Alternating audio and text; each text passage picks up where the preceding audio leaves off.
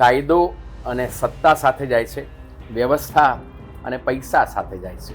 પણ કાયદો અને વ્યવસ્થા માટે એક જ ખાખીધારી વેશમાં મિત્રો જે જગ્યાએ એકત્રિત થાય છે એનું નામ છે પોલીસ સ્ટેશન. એ ગુજરાતમાં ચૂંટાયેલી સરકારનો ગૃહ રાજ્યમંત્રી હર્ષ સંઘવી જ્યારે પોતે એવું કહેતો હોય કે લાકડી ચલાવતા તમને આવડતું હોય તો જ પોલીસ કહેવાય, મેજિસ્ટ્રેટ સમક્ષ તમે આરોપીને રજૂ કરો તેની પહેલાં એના પગ નૃત્ય કરવા જોઈએ, અને જે ભાષામાં એને શિખામણ સમજ પડતી હોય એ ભાષામાં એને શીખવાડવું જોઈએ. અને બીજું કશું નહીં તો સરઘસ તો કાઢવું જોઈએ. કોંગ્રેસ મુક્ત ભારત દેશ આપવાની જગ્યાએ કોંગ્રેસ યુક્ત ભારતીય જનતા પાર્ટી એ અત્યારે ચૂંટાયા પછી પોલીસ તંત્રને પોતાની વ્યવસ્થાના ભાગરૂપે જે કરવું હોય એ કરવાનો જો મોકો આપતી હોય તો પછી લોકશાહીનો અર્થ કે પ્રજા માટે, પ્રજા થકી અને પ્રજા વતી એ મરી જાય છે. પેલો કે હું એલસીબીનો માણસ છું એટલે આ કરણ ઓળેદરાએ કહ્યું કે તું એલસીબીનો માણસ હોય તો તને મને ગાળો આપવાનો કોઈ અધિકાર નથી.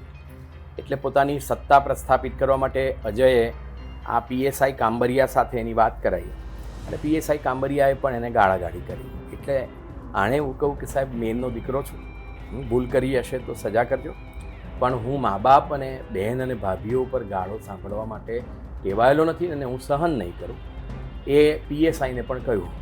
એટલે આ એલસીબીના આ કોન્સ્ટેબલ કે કલેક્ટિંગ એજન્ટ અજયને અને પીએસઆઈ રમેશભાઈ કરશનભાઈ કાંબરિયાને ઓહો એટલો બધો આઘાત લાગી આવ્યો કે એક સામાન્ય માણસ ટેલિફોન પર અમારી સામે જવાબ આપી કેવી રીતે શકે.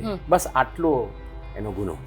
3જી તારીખે કરણ જયમલ ઓડેદરાની ફરિયાદ આ લોકોએ લેવી પડી. એફઆઈઆરમાં હજુ પણ નથી કરતા, કારણ કે પોલીસ સ્ટેશનમાં પોલીસની સામે એફઆઈઆર કરાવી એ ભારતમાં મુશ્કેલ છે, ફક્ત ગુજરાતમાં મુશ્કેલ નથી. એટલે આ પોલીસો ફરિયાદ કરવાની જગ્યાએ, રજીસ્ટર કરવાની જગ્યાએ આ ફરિયાદ ન થાય એના આપણે તંત્ર અને વ્યવસ્થામાં ગોઠવાઈ ગયા. કાયદો અને વ્યવસ્થામાં સત્તા અને વ્યવસ્થા અને પૈસા અને કાયદો, એટલે આમ કાયદો અને સત્તા અને પૈસા અને વ્યવસ્થામાં જળવા માટેની એક સ્ત્રોત બની ગઈ છે. હવે એ જ્યારે ગુનો કરે ત્યારે ચૂંટાયેલા અધિકારીઓને પાસે જાય છે કે સાહેબ અમે તમને મદદ કરીએ છીએ, તમે અમને મદદ કરો. અને આ બંને રાજકારણીઓ અને આપણે પોલીસ જ્યારે ભેગા મળી જાય છે ત્યારે પ્રજાએ હાઈકોર્ટ સમક્ષ જઈને પોતાના મૂળભૂત અધિકારોના રક્ષણ માટે એક દાદ માગવી જોઈએ. એક સામાન્ય પ્રક્રિયા થઈ રહી છે.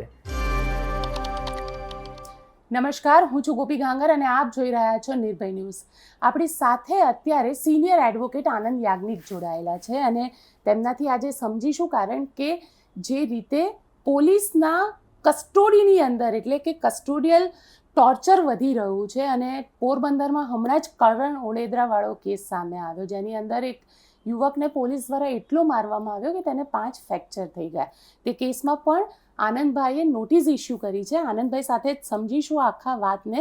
અને સૌથી વધારે આજે એ સમજવું છે કે કસ્ટડીની અંદર આટલું બધું ટોર્ચર કેમ વધી ગયું છે, કારણ કે વરઘોડો કાઢવાની વાત હોય કે પછી કસ્ટડીની અંદર કોઈને પણ મારવાની એટલે કે 3rd ડિગ્રી ટોર્ચર કરવાની, કે નાચતા બહાર નીકળે એટલે પગ તો ધ્રુજવા જ જોઈએ. આને પણ સમજીશું. આનંદભાઈ, નિર્ભય ન્યૂઝમાં આપનું સ્વાગત છે. સમજવું છે કરણ ઓડેદરાવાળા કેસને, કારણ કે જે રીતે કરણ ઓડેદરાના કેસમાં તમે નોટિસ ઇસ્યુ કરી છે પોલીસને, પોલીસની ભૂમિકા તમને નથી લાગતું દિવસે દિવસે હવે બદલાઈ રહી છે?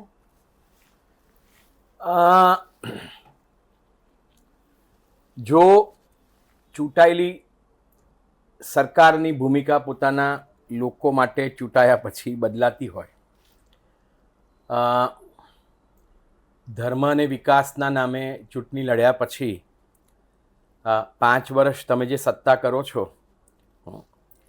એમાં જે પ્રકારે તમે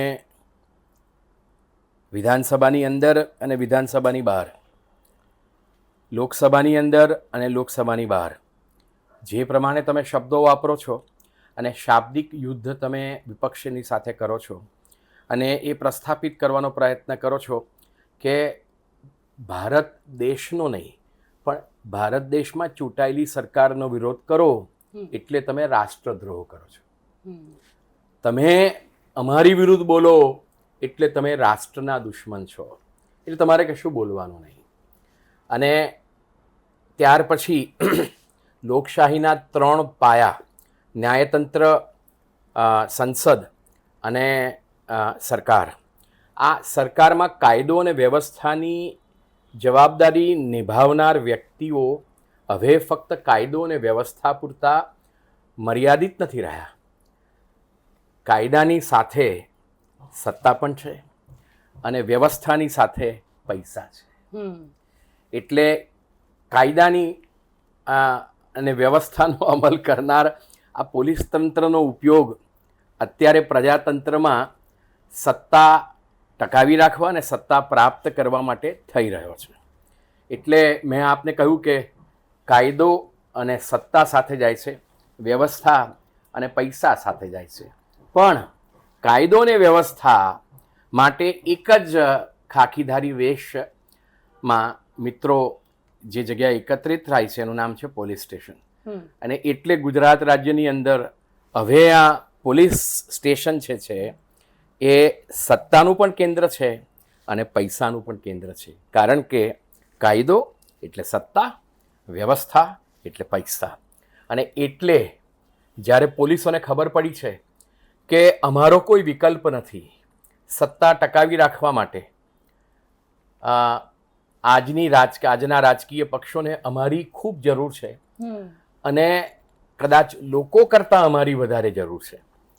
અને સાથે સાથે સત્તા પર આવ્યા પછી વ્યવસ્થા જાળવવામાં પૈસો જે કમાવાનો છે, કાયદેસર, ગેરકાયદેસર અને ખાસ કરીને અનૈતિક રીતે અને ગેરકાયદેસર રીતે, એ પણ પોલીસના માધ્યમથી કમાવાય છે. અને એટલા માટે આ પોલીસ છે તે સત્તા અને પૈસાનું કેન્દ્ર બની ગઈ. સત્તા અને પૈસાનું કેન્દ્ર બની ગઈ એટલે સત્તા અને પૈસાના નશામાં પોલીસ પોતે હવે પ્રજાને મારે છે અને ચૂંટાયેલી સરકાર એને જોતી રહે છે. કેમ? કારણ કે ગુજરાતમાં ચૂંટાયેલી સરકારનો ગૃહ રાજ્યમંત્રી હર્ષ સંઘવી જ્યારે પોતે એવું કહેતો હોય કે લાકડી ચલાવતા તમને આવડતું હોય તો જ પોલીસ કહેવાય, મેજિસ્ટ્રેટ સમક્ષ તમે આરોપીને રજૂ કરો તેની પહેલાં એના પગ નૃત્ય કરવા જોઈએ, અને જે ભાષામાં એને શિખામણ સમજ પડતી હોય એ ભાષામાં એને શીખવાડવું જોઈએ. અને બીજું કશું નહીં તો સરઘસ તો કાઢવું જોઈએ.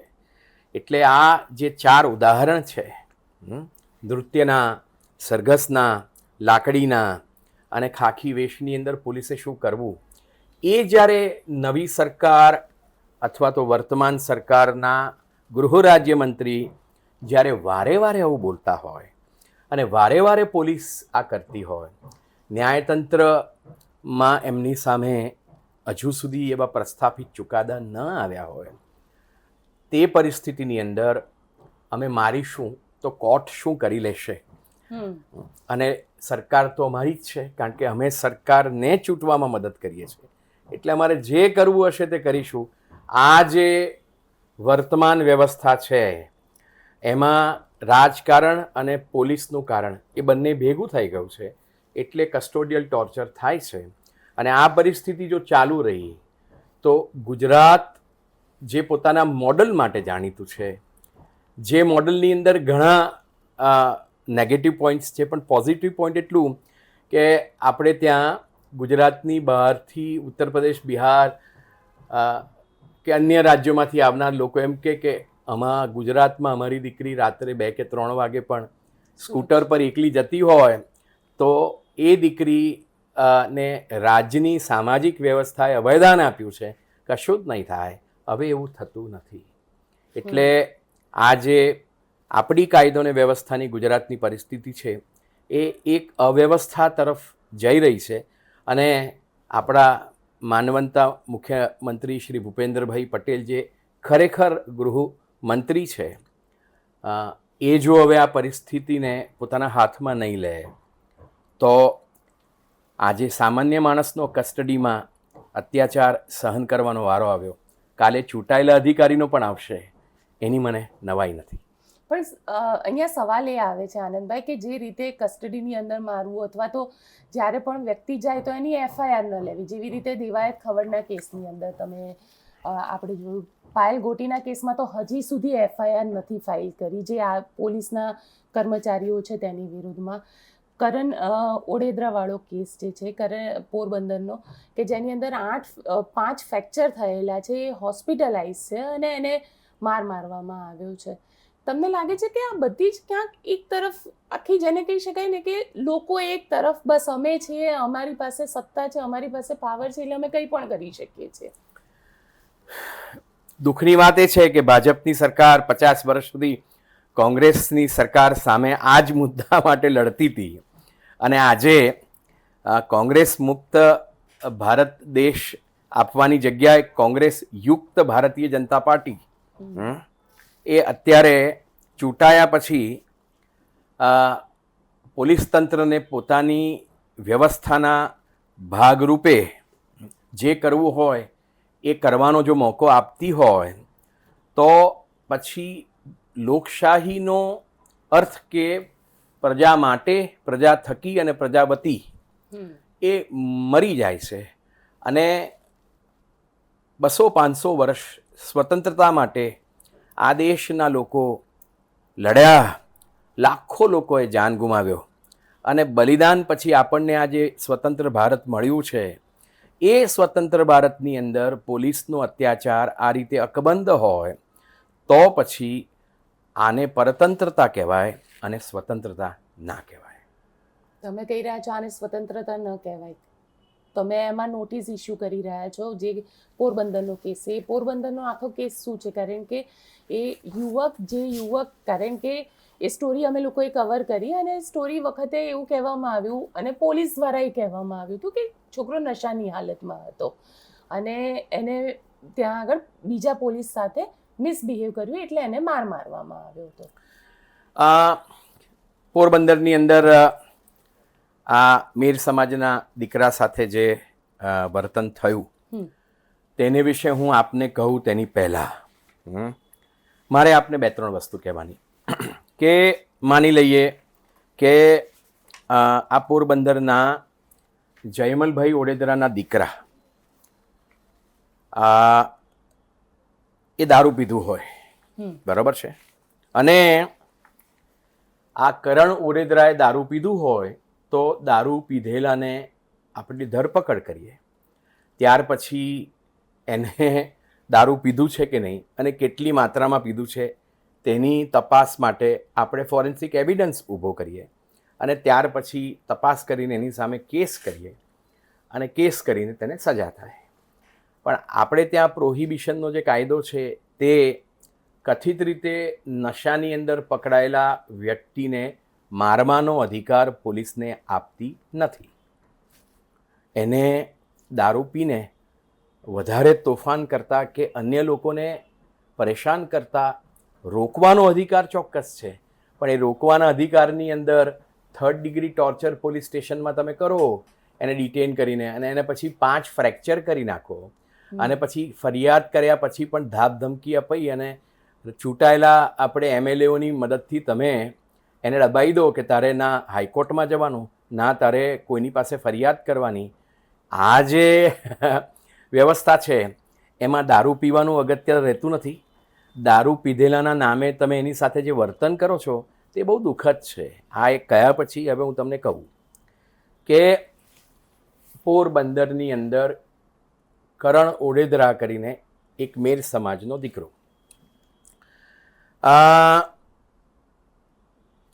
27મીની રાત્રે છાયા વિસ્તાર જે છે ત્યાં આગળ એ છાયા પોલીસ ચોકીના વિસ્તારમાં એ મોટરસાઇકલ લઈને જતો હતો. માની લઈએ કે એને દારૂ પીધેલું છે અને LCB પોરબંદરની સાથે સંકળાયેલ અજય કરીને એક વ્યક્તિ જે પોતાની જાતને કહે છે કે હું LCBનો સ્ટાફ છું, અને પોરબંદરના લોકો એવું કહે છે કે ના આ તો એલસીબીનો કલેક્ટિંગ એજન્ટ છે, એ પોલીસ કોન્સ્ટેબલ નથી. હવે એ કોન્સ્ટેબલ હોય તો આપણને ખબર પડશે. આ અજય ઓડેદરા કરણ ઓડેદરા અને આ એલસીબીનો જે માણસ જે છે, બરાબર છે, એ કોઈક જગ્યાએ ઘર્ષણ થયું. હવે બંનેના મોટરસાઇકલ અથડાયા કે બ્રેક વાગી કે જે પણ થયું તે, એ પરિસ્થિતિની અંદર એમને બંનેની વચ્ચે બોલાચાલી થઈ. એ બોલાચાલી થઈ એટલે પેલો કે હું એલસીબીનો માણસ છું, એટલે આ કરણ ઓડેદરાએ કહ્યું કે તું એલસીબીનો માણસ હોય તો તને મને ગાળો આપવાનો કોઈ અધિકાર નથી. એટલે પોતાની સત્તા પ્રસ્થાપિત કરવા માટે અજયે આ પીએસઆઈ કાંબરિયા સાથે એની વાત કરાવી અને પીએસઆઈ કાંબરિયાએ પણ એને ગાળાગાળી કરી. એટલે આણે હું કહું કે સાહેબ મેનનો દીકરો છું, ભૂલ કરી હશે તો સજા કરજો, પણ હું મા બાપ અને બહેન અને ભાભીઓ ઉપર ગાળો સાંભળવા માટે ટેવાયેલો નથી અને હું સહન નહીં કરું, એ પીએસઆઈને પણ કહ્યું. એટલે આ એલસીબીના આ કોન્સ્ટેબલ કે કલેક્ટિંગ એજન્ટ અજયને અને પીએસઆઈ રમેશભાઈ કરશનભાઈ કાંબરિયાને ઓહો એટલો બધો આઘાત લાગી આવ્યો કે એક સામાન્ય માણસ ટેલિફોન પર અમારી સામે જવાબ આપી કેવી રીતે શકે. બસ આટલો એનો ગુનો. હવે 27મીએ 8 વાગે આ છાયા વિસ્તારની અંદર કોઈ 4 રસ્તા પર ઘર્ષણ થાય છે, ટેલિફોન પર ચર્ચા થાય છે. રાત્રે 11 વાગે કરણ ઓડેદરાને એના પિતા જયમલ ઓડેદરાની હાજરીમાં એના ઘરેથી એલસીબી પોલીસ ઉઠાવે છે. બટુકભાઈ વિંજુડા કરીને એએસઆઈ છે, તે અને એના 2-4 માણસો અને અજય આવીને આ કરણ ઓડેદરાને લઈ જાય છે. તેને પહેલાં તો આ છાયા પોલીસ ચોકીએ લાવવામાં આવે છે. ત્યાં પેલા પીએસઆઈ કાંબરિયા પોતાની બોલેરોમાં હાજર છે. ત્યાં એને સખત મારે છે અને ત્યાં માર્યા છે ત્યાં જ એના પગ ભાંગી નાખે છે. ત્યાર પછી એને એલસીબીમાં લઈ જાય છે. એલસીબી પોરબંદરમાં મારે છે અને આ 11 વાગ્યાથી તે રાત્રે 2 કે 3 વાગ્યા સુધીમાં એ 3-4 કલાકમાં એને છાયા પોલીસ ચોકીએ એલસીબીમાં એટલો માર્યો કે એને શરીરમાં 5 ફ્રેક્ચર થયા. એના બંને પગ તૂટી ગયા, એના હાથ તૂટી ગયા. એ સિવાય તમે એને લાકડીને અન્ય આપણે આર્મ્સથી જે માર્યો છે અને તમે ફોટા જુઓ કે તો તમને ખબર પડે કે એને શરીરમાં કુલા પર, પીઠ પર, ખભા પર, માથા પર, પગમાં કેવી રીતે એને માર્યો છે. આ તમે કોઈને પણ બતાવો તો તમને ખબર પડે કે એને કેટલો માર્યો છે. અને દારૂ પીધેલા માણસને આટલી ખરાબ રીતે મારવાનો હોય એ તો ખબર જ નથી પડતી. તમે આ જુઓ, એનો ફ્રેક્ચરના પગ, એના નિશાન લાકડીના અને અન્ય શસ્ત્રોથી પોલીસે મારી છે. એ આ ફોટોગ્રાફથી તો પ્રસ્થાપિત થાય છે, બરાબર છે. અને ત્યાર પછી એ હોસ્પિટલની એની પરિસ્થિતિ તમે જુઓ તો તમને ખબર પડે છે કે આ પોલીસે એને 3rd ડિગ્રી ટોર્ચર કરીને માર્યો છે. કરણ ઓડેદરાને 27મીએ તમે 11 વાગે રાત્રે ઘરેથી ઉપાડો છો. તમે એને 4-5 કલાક આ રમેશભાઈ કરશનભાઈ કાંબરિયા પીએસઆઈ એલસીબીના જે ઇન્ચાર્જ પીઆઈ છે તે, આ બટુકભાઈ વિંજુડા જે એલસીબીના એએસઆઈ છે તે, આ અજય અને એના 2-4 બીજા બધા પોલીસવાળા માણસો, અને એમાં મારનારની અંદર મુખ્યત્વે આ કાંબરિયા પીએસઆઈ અને બટુકભાઈ વિંજુડા. મારો એને તમને પગ પર મારો, તમે પૂઠ પર મારો, તમે કુલા પર મારો, ખભા પર મારો, લોહીની આમ પિચકારીઓ નીકળે શરીરમાંથી, તમે એના હાડકાં તોડી નાખો, 2 પગમાં તમે ફ્રેક્ચર કરી નાખો, હાથમાં તમે 2 ફ્રેક્ચર કરી નાખો અને બધી જગ્યાએ ફ્રેક્ચર કરી નાખો. આ રીતે તમે ભૂંડી રીતે તમે એને માર્યો. અને ત્યાર પછી મા બાપને 3 કે 4 વાગે રાત્રે બોલાવે છે, મા બાપને અને કાકાને, અને કહેવામાં આવે છે કે ફરિયાદ કરશો તો તમારું આઈ બન્યું, બરાબર છે. અને ત્યાર પછી એને હોસ્પિટલમાં એડમિટ કરવાની જગ્યાએ કમલાનગર પોલીસ સ્ટેશનની અંદર લોકઅપની અંદર મૂકવામાં આવે છે. એ રાત્રે 3-4 વાગ્યાથી તે એને 11 વાગે 12 વાગે 28મી છોડ્યો ત્યાં સુધી કણસતો હતો. એવો કણસતો હતો ન તો ઊભો રહી શકતો, ન તો રડ્યા જ કરે અને ચીચિયારીઓ પાડ્યા જ કરે અને બધાને ખબર પડતી હતી તે. પણ તમે વિધિની વિચિત્રતા અને પોલીસનો નિર્દયતા તમે જુઓ કે એને સવારે પાછો આપણે એ કરો તેની પહેલાં દારૂ પીધેલો છે અને એને પ્રસ્થાપિત કરવા માટે પાછો એને ઘરેથી ઉપાડી ગયા અને એને પછી બીજે દિવસ 11 વાગે છોડ્યો. તેની પહેલાં એના વિડીયો શૂટિંગ પણ કર્યા. અલ્યા ભાઈ, તમે દારૂ પીધેલો હતો તો તમારે એને ફોરેન્સિક એવિડન્સને માટે દારૂ પીધેલું છે કે તપાસ કરવા માટે તમારે મશીન માટે લઈ જવાનું અને પ્રસ્થાપિત કરવાનું અને પછી કોર્ટની અંદર એને રજૂ કરો ચાર્જશીટ સાથે, તો કોર્ટ જે સજા કરશે, દંડ કરે કે જેલ કરે તે. પણ તમને 3rd ડિગ્રી ટોર્ચર કસ્ટડીમાં મારવાનો અધિકાર તમને કોણે આપ્યો? કોઈએ નથી આપ્યો. ભારતનું બંધારણ, ભારતના કાયદા અને પોરબંદરની અંદર વિચિત્રતાથી લાગુ પડતા કાયદા પણ તમને આ સત્તા તમને નથી આપતા. 28મી એને પ્રોહિબિશનનો કેસ હોય તો પોલીસ સ્ટેશનની અંદરથી જામીન આપવામાં આવે છે. કેમ? કારણ કે મેજિસ્ટ્રેટ સમક્ષ રજૂ ના કરવો પડે. મેજિસ્ટ્રેટ સમક્ષ તમે રજૂ કરો તો આ તૂટેલા હાથ, બરોબર છે, અને તૂટેલા પગ સાથે મેજિસ્ટ્રેટ જોઈને તરત જ પોલીસની સામે કસ્ટડીમાં મારવા માટે ડીકે બાસુના જજમેન્ટના વાયોલેશનને માટે તરત એની સામે FIR કરે. એટલે તમે એને છોડી દો છો. પણ એની એટલી ખરાબ પરિસ્થિતિ હતી કે તેને હોસ્પિટલમાં, પ્રાઇવેટ હોસ્પિટલમાં લઈ ગયા. પ્રાઇવેટ હોસ્પિટલે કહ્યું કે his condition is very serious, is very precarious. You have no alternative but to admit him in a Porbandar civil hospital where he will get a proper treatment. અને કે ના મળે તો પછી અમદાવાદનું વિચારજો. એટલે સુધીની વાત થઈ હતી. એને પોરબંદર સિવિલ હોસ્પિટલમાં એને એડમિટ કરવામાં આવ્યો. એ એડમિશન વખતે, કેસ ફાટતી વખતે તમને ખબર છે કે પૂછે કે શું કર્યું, એટલે એણે કહ્યું કે સાહેબ મને પોલીસે માર્યો. બરાબર છે. અને આજે પણ તમે એના જે કેસ નંબરને બધું તમે લેશો તો તરત તમને ખબર પડશે કે એની અંદર પૂરેપૂરી હિસ્ટ્રી આપે કે હિસ્ટ્રી ઓફ ઇન્જરી, કે ભાઈ તને કેમ આ વાગ્યું, એક્સિડન્ટથી વાગ્યું કે તું ક્યાંક પડી ગયો ને વાગ્યું. એણે કહ્યું કે સાહેબ પોલીસે મને બેરહેમીથી માર્યો છે એટલે મને વાગ્યું છે. એ અત્યારે લખેલું છે. ત્યાર પછી તો બી પોલીસ FIR નથી લેતી. અરે ત્યાર પછી પોલીસ સ્ટેશન, એટલે એ ડૉક્ટરો ત્યાં પોલીસ હતી નહીં એટલે એને જાણ કરે છે. એટલે એ જ કમલાનગર પોલીસ સ્ટેશનમાં જ્યાં એને લોકઅપમાં મૂક્યો હતો 5 ફ્રેક્ચરો કર્યા પછી, ત્યાંથી પોલીસો આવે છે. એટલે એ કહે છે કે શું થયું ભાઈ? તો કે સાહેબ તમે લોકો જ માર્યો છે. બરોબર છે, તમારા LCBના PSIએ મને માર્યો છે. એ તો એ લોકોને ખબર જ હતી. એટલે એ લોકો FIR રજીસ્ટર કરવાની જગ્યાએ, મેડિકો લીગલ કેસ કરવાની જગ્યાએ એ લોકો જતા રહ્યા.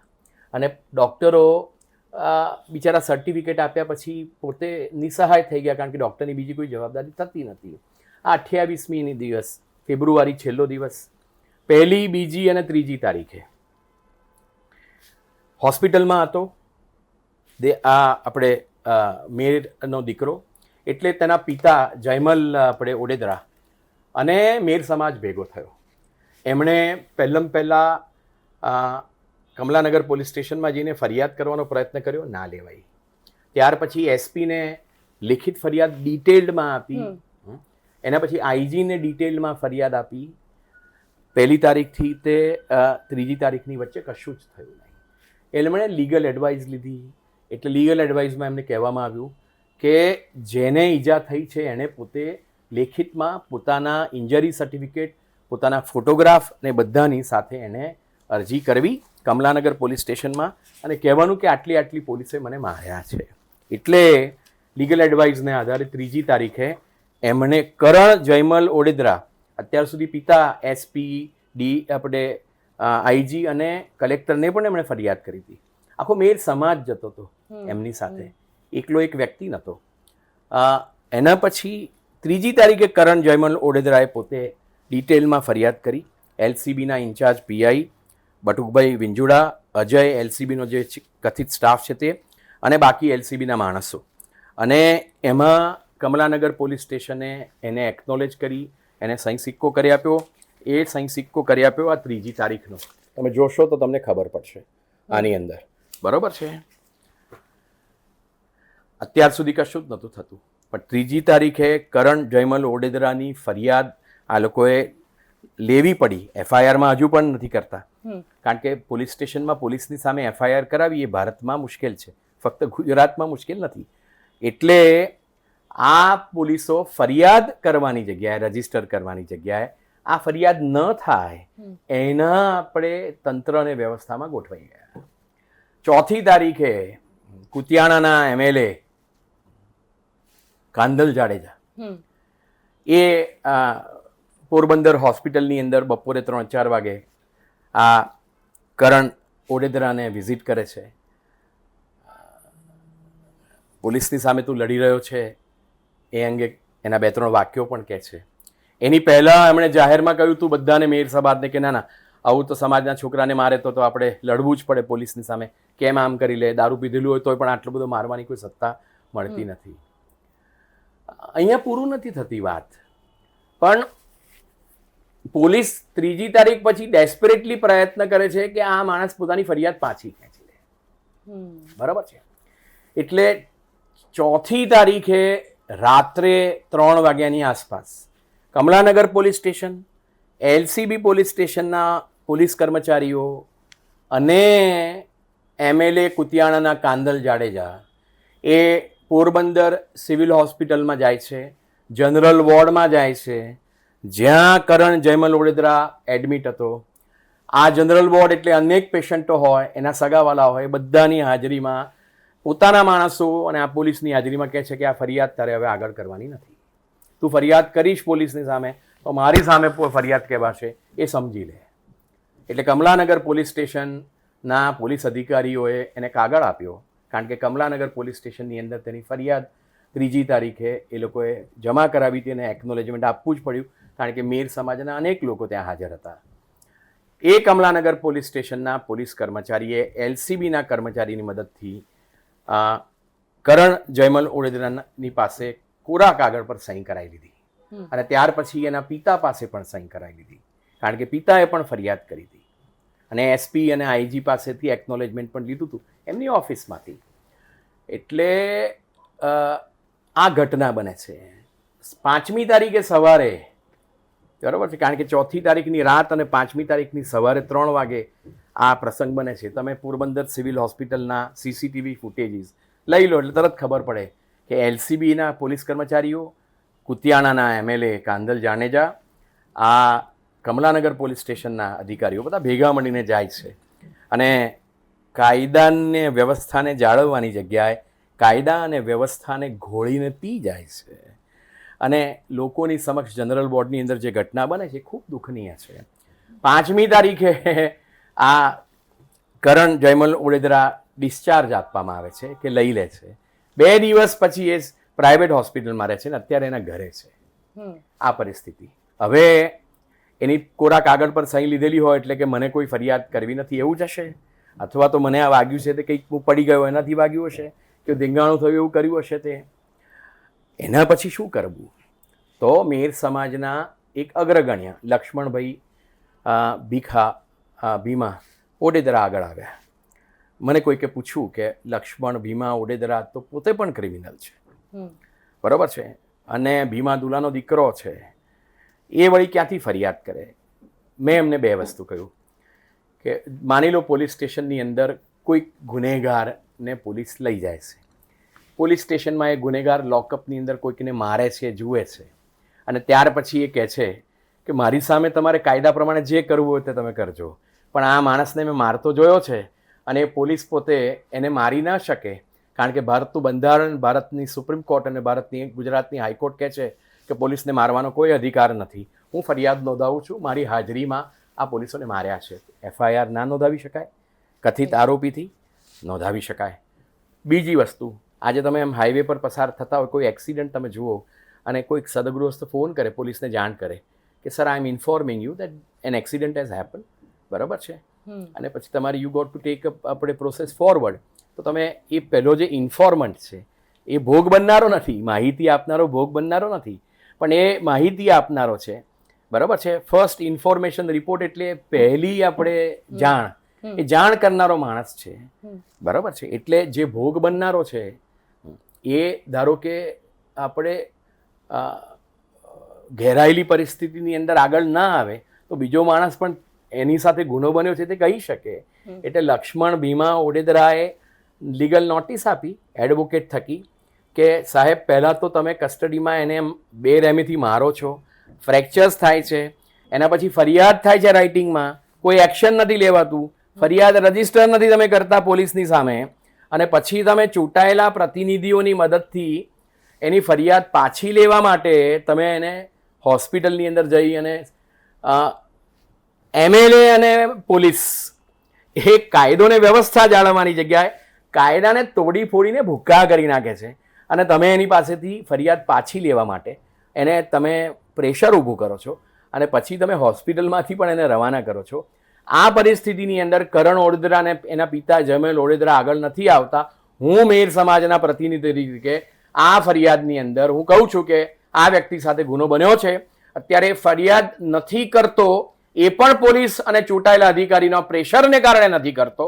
હું તમને માહિતી આપું છું કે આ ગુનો બન્યો છે, આ ગુનો પોલીસે કર્યો છે, કસ્ટોડિયલ વાયોલન્સ કર્યું છે, એટલે તમે ફરિયાદ નોંધો. એની લીગલ નોટિસ DGPને, IG ને, સ્ટેટ મોનિટરિંગ સેલને, જ્યારે પોલીસની સામેની ફરિયાદ હોય ત્યારે સ્ટેટ મોનિટરિંગ સેલ હોય છે, લીલીપ રાય છે તે, IG, SP બધાને ફરિયાદ કરેલી છે. અને ત્યાર પછી અમે લોકો પિટિશન હાઈકોર્ટમાં કરવા જઈ રહ્યા છે કે સાહેબ હું આ ભોગ બનનારો નથી, પણ હું આ માહિતી આપું છું કે આ થયું છે અને આમાં એવિડન્સ છે. સિવિલ હોસ્પિટલ પોરબંદરમાં જઈ અને તમે ડૉક્ટરના સર્ટિફિકેટ લઈ આવો એટલે તમને ખ્યાલ આવશે કે એને કેટલું વાગ્યું છે. એના પછી કશું પુરવાર કરવાની જરૂર પડતી નથી. એટલે લક્ષ્મણ ભીમા ઓડેદરા એની સામે પણ કેસીસ હશે, પણ એનો અર્થ એ નહીં કે એના સમાજના કોઈ વ્યક્તિને કસ્ટડીમાં 3rd ડિગ્રી ટોર્ચરથી માર્યો હોય ભૂંડી રીતે, અને એમાં પણ પોલીસ પછી ગુનો છાવરવાનો પ્રયત્ન કરતી હોય, તો એની સામે જો સમાજ અવાજ ઉઠાવે તો સમાજના પ્રતિનિધિ તરીકે એ લીગલ નોટિસ આપે ને હાઈકોર્ટની અંદર જાય કે આ ગુનો બન્યો છે, એમાં કશું ખોટું નથી. પણ આનંદભાઈ, તમને એક સવાલ એ પૂછીશ, કારણ કે પોરબંદર માટે એવું કહેવાતું હતું કે કાયદો અને વ્યવસ્થાની હત્યા પૂરી થઈ જાય છે, પછી એવું કહેવાયું કે ના, હવે આખું સુશાસન આવ્યું અને ગુજરાત વિકાસ મોડલ બન્યું ને એ લો એન્ડ ઓર્ડર સિચ્યુએશન બદલાઈ. આ કેસ પછી તમને શું લાગી રહ્યું છે અત્યારે? જો ગોપીબેન, આ લીગલ નોટિસ અમે લોકોએ ગયા અઠવાડિયે આપી. આ ગાંધીનગરમાં પણ બચી ગઈ અને પોરબંદરમાં પણ બચી ગઈ. પોરબંદર કમલાનગર પોલીસ સ્ટેશનમાંથી માંડીને SPને મળી, અને મને આજે જાણ થઈ કે એ SPની ઓફિસના અને ખાસ કરીને કમલાનગર પોલીસ સ્ટેશનના અને LCBના કે આવા તો વકીલોના પરબીડિયા આવ્યા કરે ને જાયા કરે. એટલે એ પોરબંદરના પોલીસ જે છે તે સત્તા અને પૈસાના નશામાં ચકચૂર છે. એમને આનાથી કોઈ ફરક પડતો નથી. પણ જ્યારે પ્રજાના મૂળભૂત અધિકારોનો ભંગ પોલીસ કરતી હોય, સરકાર કરતી હોય, ત્યારે આ લોકશાહી અને બંધારણની વ્યવસ્થાના ભાગરૂપે પ્રજાના મૂળભૂત અધિકારોનું પ્રોટેક્શન કરવું, અને પ્રોટેક્શન ના થયું હોય સરકાર દ્વારા, તો ત્યાં એમાં પગલાં લેવાની જવાબદારી હાઈકોર્ટની છે. એટલે અમે હાઈકોર્ટના દ્વાર ખખડાવી રહ્યા છે. બીજી વસ્તુ, આ LCB પોલીસ સ્ટેશનની સામે આ લીગલ નોટિસ અને આ ઇનિશિએશન કર્યું એટલે મને અનેક ફોનો આવ્યા, બરાબર છે. એમાં આ જે અમારા PSI જે છે રમેશભાઈ કરસનભાઈ કાંબરિયા અને બટુકભાઈ વિંજુડા, આ બે માણસો અત્યારે રાજકારણીઓનો સંપર્ક કરી રહ્યા છે કે સાહેબ તમે આમાંથી અમને બચાવો, કારણ કે અમે તમે કરતા ગુનામાંથી અમે તમને બચાવીએ છીએ. હવે LCB પોરબંદર એટલે શું, બરાબર છે? તો નદીની નદીઓમાંથી ગેરકાયદેસર રીતે રેતી કાઢતા હોય એ ગુનેગારો પાસેથી હપ્તા ઉઘરાવ એટલે LCB પોરબંદર. દરિયાનેમાંથી રેતી કાઢતા હોય અને ગેરકાયદેસર રીતે, તો એ ગુનેગારો પાસેથી હપ્તા લેવા એટલે LCB પોરબંદર. રેતી અને કપચી ગેરકાયદેસર રીતે જે લોકો ટ્રાન્સપોર્ટ કરતા હોય અને ધંધો કરતા હોય તેના પાસેથી હપ્તા લેવા દેશી દારૂ, બાયોડીઝલ અને ખાસ કરીને બેલા સ્ટોન એટલે લાઇમસ્ટોન, એ સરકારને રોયલ્ટી આપ્યા વગર એની ચોરી કરી અને કરવું તે પોરબંદરની અંદર. અને એ સિવાય મિનરલ્સ, પોરબંદર તો આખો મિનરલવાળો છે, અને એ કોંગ્રેસના હોય કે ભાજપના રાજકારણીઓ ત્યાંથી ગેરકાયદેસર રીતે ખનન કરી અને જે કમાયા છે એને કારણે પોરબંદર જે ગાંધીજીની જન્મભૂમિ છે એ ગાંધીના સિદ્ધાંતો પર ચાલવાની જગ્યાએ એ ગુનાખોરીની એક જરા જિલ્લો બની ગયો હતો. પહેલાં તમે જે કહ્યું તે પ્રમાણે એમ કે પોલીસ છે કહેતી હતી કે અહીંયા કાયદોની વ્યવસ્થા અટકી જાય છે કારણ કે ગેંગસ્ટરો સામસામે મારામારી કરે છે, ખૂનામરકી કરે છે. 40-50 વર્ષનો પ્રયત્ન કરીને સરકારે એ પોરબંદરને કાયદાને વ્યવસ્થામાં લાવવાનો પૂરેપૂરો પ્રયત્ન કર્યો અને એમાં સરકાર ઘણે અંશે સફળ પણ થઈ. અને પછી હવે જે નવું મોડલ પોરબંદરમાં ઊભું થયું છે તે પોલીસ જે છે તે સત્તા અને વ્યવસ્થા, કાયદો અને વ્યવસ્થામાં સત્તા અને વ્યવસ્થા અને પૈસા અને કાયદો, એટલે આમ કાયદો અને સત્તા અને પૈસા અને વ્યવસ્થામાં જળવા માટેની એક સ્ત્રોત બની ગઈ છે. હવે એ જ્યારે ગુનો કરે ત્યારે ચૂંટાયેલા અધિકારીઓને પાસે જાય છે કે સાહેબ અમે તમને મદદ કરીએ છીએ, તમે અમને મદદ કરો. અને આ બંને રાજકારણીઓ અને આપણે પોલીસ જ્યારે ભેગા મળી જાય છે ત્યારે પ્રજાએ હાઈકોર્ટ સમક્ષ જઈને પોતાના મૂળભૂત અધિકારોના રક્ષણ માટે એક દાદ માગવી જોઈએ. એક સામાન્ય પ્રક્રિયા થઈ રહી છે. એટલે તમે આજે પણ નોટિસીસ મળ્યા વગર પણ આજે પણ આ 27મી તારીખે પ્રસંગ થયો, આજે આપણે 10 દિવસ થયા, હજુ સુધી કોઈ પગલાં લીધા નથી. અને એ જે આનંદભાઈ તમે જે કહી રહ્યા છો કે પોલીસ અને સત્તા મળી જાય છે ત્યાં આગળ આ બે પ્રકારની વાત થાય છે, તમને નથી લાગતું આવા કેસીસ ખૂબ વધી રહ્યા છે હમણાંથી? મેં આપને કહ્યું ને, મેં આપને શરૂઆતમાં જ કહ્યું કે રાજકોટની અંદર જસદણમાં કન્યા છાત્રાલયમાં ગેંગરેપ થાય છે, આ આટકોટ પોલીસ સ્ટેશન FIR નથી કરતી. પાયલ ગોટી અને 3 પાટીદારોને કૌશિક વેકરિયાને કારણે અમરેલીમાં ભૂંડી રીતે મારવામાં આવે છે, સરઘસ કાઢે છે. ઇન્કવાયરી થઈ, DGPએ સાંત્વન આપ્યું, નિલીપરાએ ઇન્કવાયરી કરી, હજુ સુધી FIR નથી થઈ. આ પેલા સંગીતકાર શું નામ એનું, દેવાયત ખાવડ, એની જીપ છે તે અમદાવાદ જિલ્લાના ચાંગોદર પોલીસ સ્ટેશનની અંદર સનાથલ ગામમાં ડૂબાડી દેવામાં આવે છે કારણ કે કાર્યક્રમમાં જવામાં નિષ્ફળ ગયો. ત્યારે પણ FIR નથી, એમાં પણ લડવું પડ્યું તમારે. એટલે ગુનેગારો અથવા તો આરોપીઓનો ગુનો પુરવાર થાય કોર્ટમાં તેની પહેલાં તેમને સજા કરવી અને પછી એના ફોટોગ્રાફ મૂકવા એ અત્યારે વ્યવસ્થાનો ભાગ બની ગઈ છે. અને આ જે વ્યવસ્થા જે છે એ કાયદાની ઉપર નભતી નથી, કાયદાના ભંગ પર નભે છે. અને ગુજરાતમાં એ વ્યાપક થઈ રહ્યું છે એ હું સ્વીકાર કરું છું. અને અમે લોકો વકીલ તરીકે અને માનવ અધિકારોમાં માનવાના વ્યક્તિ તરીકે, એક્ટિવિસ્ટ તરીકે એમાં લડીએ છીએ અને લડતા રહીશું. પણ એક વ્યવસ્થા કે એક વસ્તુ મારે આપને કહેવાની છે કે આ લોકશાહીની અંદર આપના જેવા પત્રકારો જે છે એ સ્વતંત્ર ભારતનો એક પાયો છે. અને જે વકીલો પૈસાને માટે નહીં પણ સમાજને માટે અને સિદ્ધાંતને માટે લડતા હોય એ લોકો પણ આ સમાજ અને આ લોકશાહીનો પાયાની અંદર એક પ્રદાન આપણે અને પોતાનું અર્પણ કરે છે. એટલે હું માનું છું કે તમારા જેવા પત્રકારો જે નિર્ભયતાથી પ્રજાનો અવાજ અને સરકારના ગુનાઓને ઉપસ્થિત કરે છે, રજૂ કરે છે અને અમારા જેવાને પૂછે છે, એ બદલ આપનો આભાર. સર, અમારી સાથે જોડાવા માટે આપનો ખૂબ ખૂબ આભાર. નમસ્તે.